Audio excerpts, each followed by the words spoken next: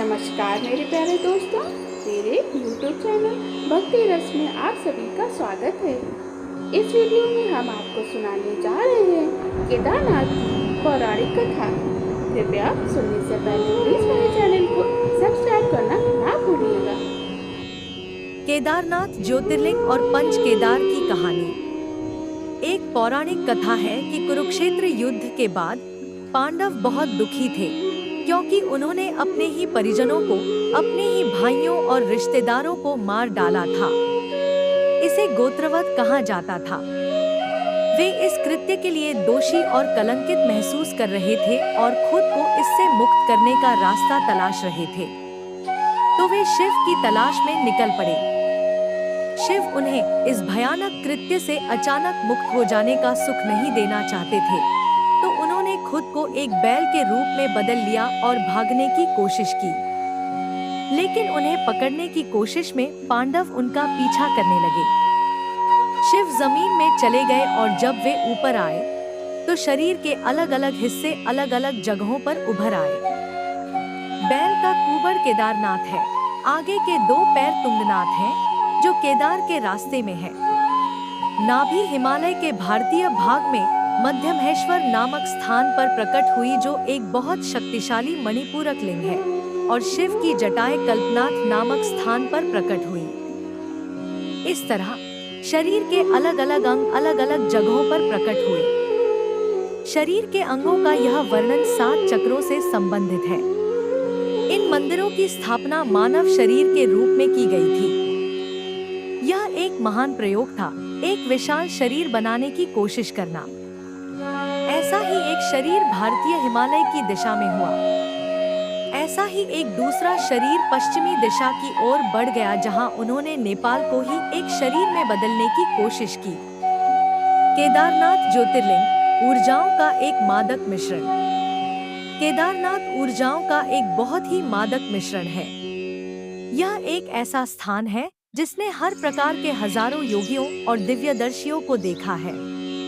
जब मैं कहता हूँ हर प्रकार के, तो आप कल्पना नहीं कर सकते ऐसे प्रकार। ये ऐसे लोग थे जिन्होंने किसी को कुछ भी सिखाने का कोई प्रयास नहीं किया।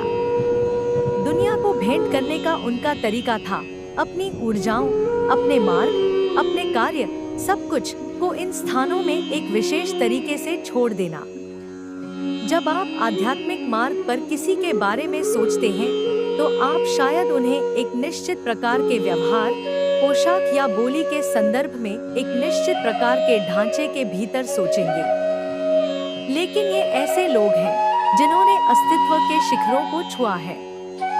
जब हम एक योगी कहते हैं, तो हमारा मतलब एक निश्चित व्यवहार या नैतिकता वाले व्यक्ति से नहीं होता। एक योगी जीवन के साथ पूरी तरह से सामंजस्य में होता है। इतना सामंजस्य कि वह जीवन को विकसित कर सकता है और फिर से जोड़ सकता है।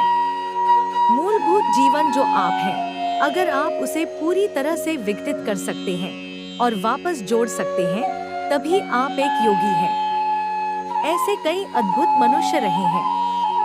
किसी ऐसे व्यक्ति के लिए जो किसी तरह के आध्यात्मिक उत्थान की तलाश में है, केदारनाथ एक वरदान है जिसकी विशालता की आप कल्पना भी नहीं कर सकते। इसका क्या मतलब है, यह समझाना बहुत मुश्किल है। आखिरकार यह सिर्फ चट्टान का एक उभार है।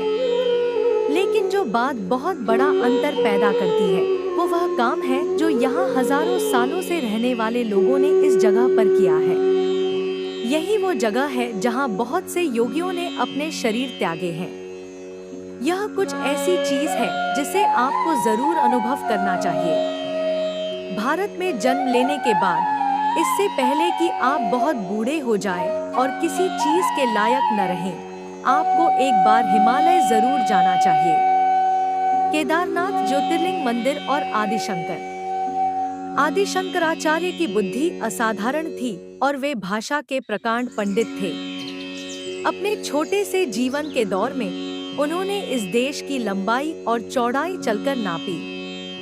शंकराचार्य कालाड़ी नामक एक गांव से आए थे, जिसका शाब्दिक अर्थ है पैरों के नीचे, दक्षिण में। हम भारत माता के चरणों में हैं। भारत का मतलब है कि हमने हमेशा सीखा कि कैसे ईश्वर के चरणों में रहना है। ईश्वर के चरणों में रहकर हम विकसित हुए और खिले।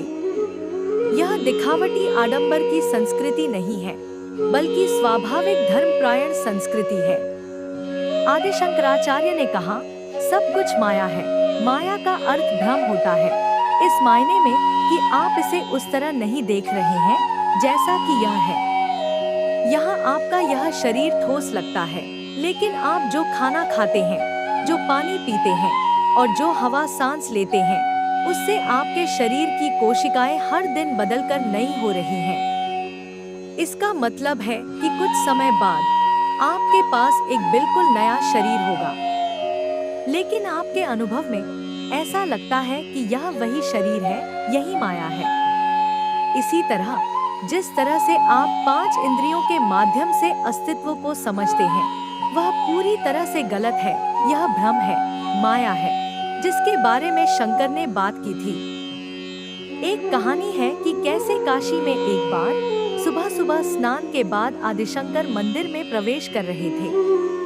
तभी एक चांडाल उनके रास्ते में आ गया। चांडाल एक खास जाति थी जो श्मशान घाटों की देखभाल करती थी।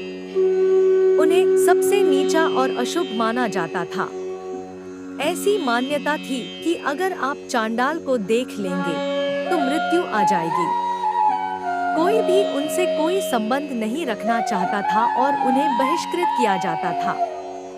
तो जब यह आदमी उनके सामने आया तो शंकर ने कहा, दूर हटो। वह आदमी वहीं खड़ा रहा और पूछा, कौन दूर हटे, मैं या मेरा शरीर? इसे सुनकर शंकर बहुत प्रभावित हुआ। वह सबको यह सिखाते घूम रहे थे, यह शरीर तुम नहीं हो, यह सब माया है। अब जब उस आदमी ने यह सवाल पूछा तो उन्हें बहुत आघात लगा। उसके बाद उन्होंने फिर कभी एक शब्द नहीं बोला, कभी कोई शिक्षा नहीं दी। वे बस हिमालय में चले गए।